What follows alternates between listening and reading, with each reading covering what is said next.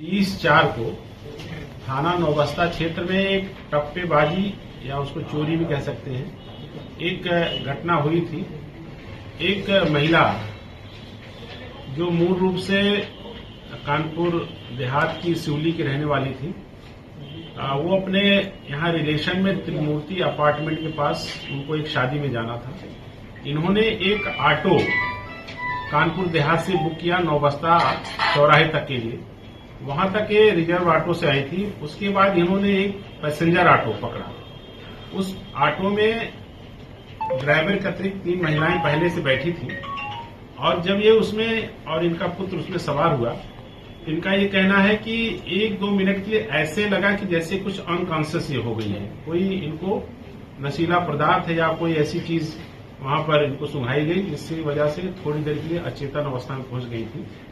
और उसके बाद जब ये अपने घर पहुंची हैं तो इनके पुत्र ने इनसे पैसा मांगा किसी चीज के लिए। तो जब इन्होंने अपना पर्स खोला तो उस पर्स में से इनके कैश और लगभग इनकी 15 लाख रुपए की ज्वेलरी थी उसमें, वो सारी ज्वेलरी उसमें गायब थी। इस पर इन्होंने सूचना थाना नौबस्ता को दी थी और थाना नौबस्ता ने इसमें FIR दर्ज करने के पश्चात इसमें कुल 250 कैमरे जो विभिन्न स्थानों पर लगे थे उनको देखा गया और उन कैमरों के माध्यम से उस ऑटो की पहचान हुई।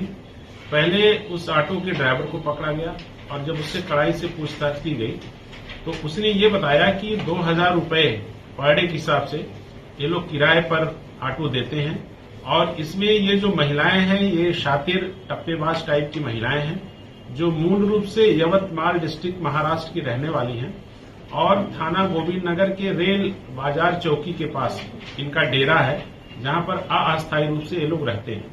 पूर्व में भी इस गैंग की 4 महिलाएं थाना बर्रा में हुई एक घटना के संबंध में जेल जा चुकी हैं और ये उनका दूसरा ग्रुप है जिसमें इन तीनों महिलाओं की गिरफ्तारी हुई है।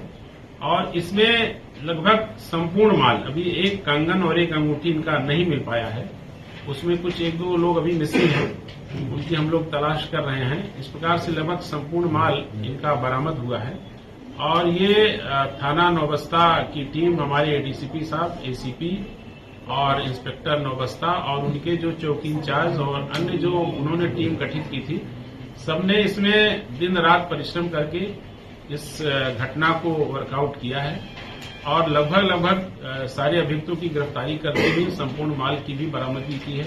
इसमें वादिनी की स्थिति बहुत गड़बड़ हो गई थी बीच में। वादिनी स्वयं में काफी परेशान थी और उनका सामान जाने से काफी आहत भी थी वो, लेकिन इस केस के वर्कआउट होने से निश्चित तौर से अपराधों पर विराम लगेगा।